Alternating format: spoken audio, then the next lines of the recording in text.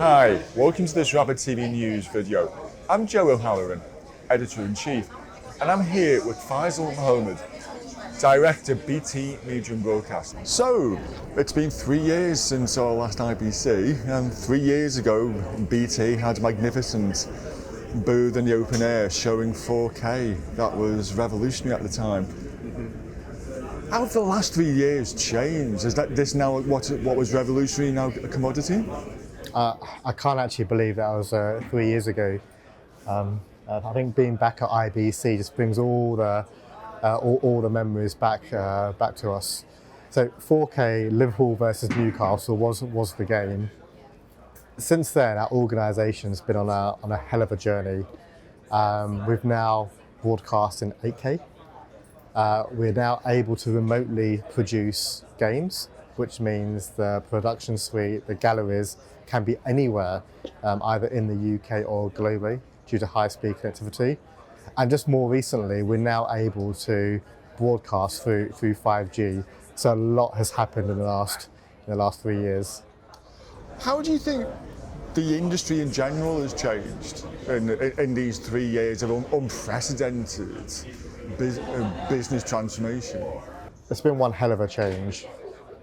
When the pandemic first hit, it had everyone in a frenzy on how do they continue to get content to customers. You can imagine more people are viewing televisions or content on screen than ever before, but it's harder than ever to produce that content to get to screen. So this is really interesting paradox. The biggest thing was how do they operate flexibly around the country.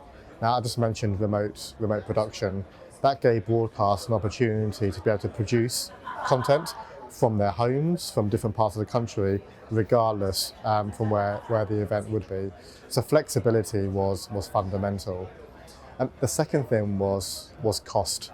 The pandemic, the economic crisis has put a huge strain on not just personal finance, but corporation finances. Margins have been squeezed. So how you're able to deliver content in a cost-effective manner is absolutely crucial. Even for us as an organisation, it's caused us to rethink how we deliver content. And just 18 months ago, we launched Vina, our smart broadcast platform, which essentially allows, through a panel, broadcasters and media outlets to self-serve and book where their feeds go to themselves, rather than calling up, setting up configurations, so saving a huge amount of cost and time. Do you think that's something with the customers, their budget areas and priorities have changed completely over the last 3 years? I think so, and as well as the cost side, we're increasingly hearing a lot around monetisation, because the advertising market in certain parts also collapsed over the past couple of years. It was harder to get advertising revenue, whether it was through traditional adverts, whether it was external, whether it was through competitions. And actually how you are flexible with content that allows it to be monetized is quite important. One of the demonstrations that we're displaying this time at IBC allows rights holders and broadcasters to target and change advertising using an AI module that we have at BT Tower. So if you're sending content to Asia or the United States, it could be the same game, the same program, but different adverts are shown on panels and boards and graphs or on screens, which is game-changing.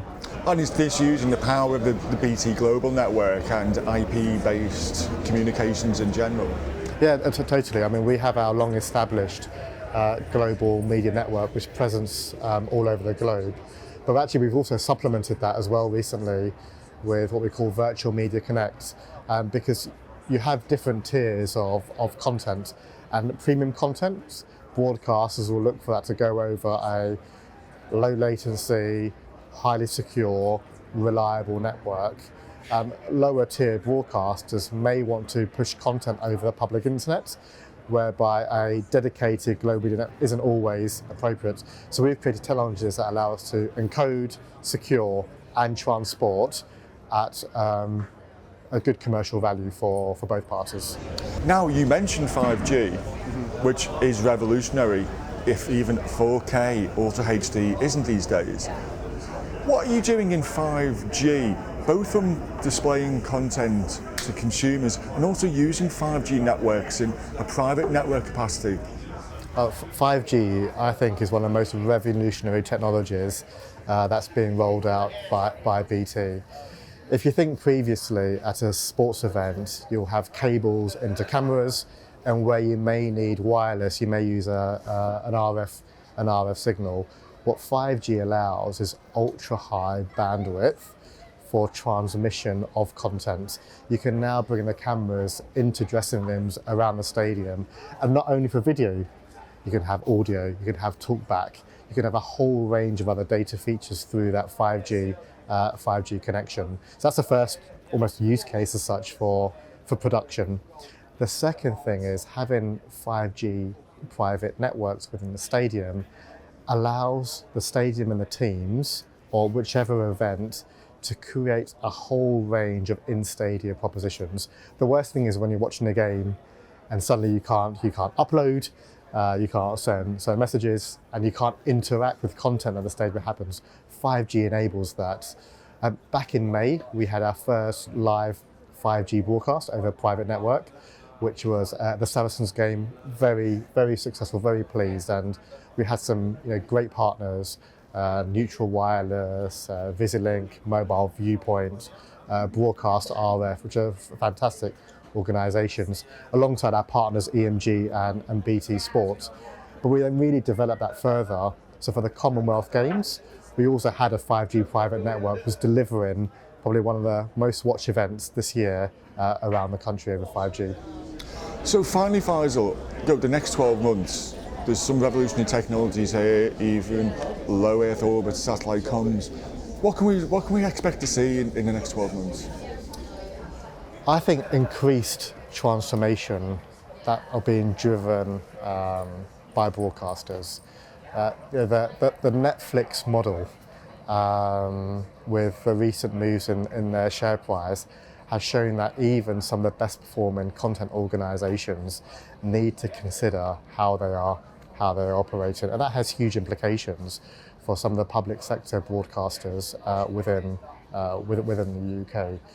So considering how commercial models set up is probably one of the big things. But then how we then use technologies to support that.